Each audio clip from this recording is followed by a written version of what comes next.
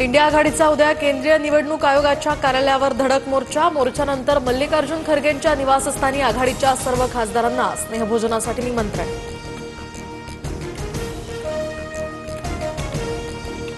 EVM hack करून दाखवा, निवडणूक आयोगानं 4 वेळा खुलं आव्हान दिलं होतं। मात्र विरोधक फक्त आरोप करतात पण आयोगाला सामोरे जात नाहीत। राहुल गांधींच्या आरोपांनंतर मुख्यमंत्री फडणवीसांची टीका। आम्ही प्रश्न निवडणूक आयोगाला विचारतोय पण भाजपच उत्तर देत आहे। मग निवडणूक आयोग भाजपचा विभाग आहे असं आम्ही म्हणायचं का?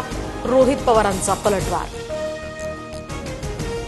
विधानसभेवेळी 160 जागा जिंकून देण्याची ऑफर होती, शरद पवारांचा मोठा दावा।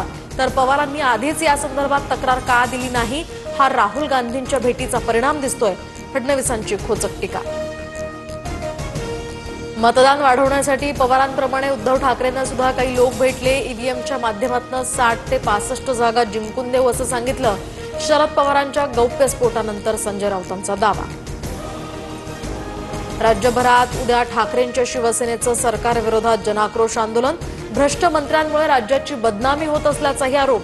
मुंबईतील आंदोलनात उद्धव ठाकरे स्वतः सहभागी होणार।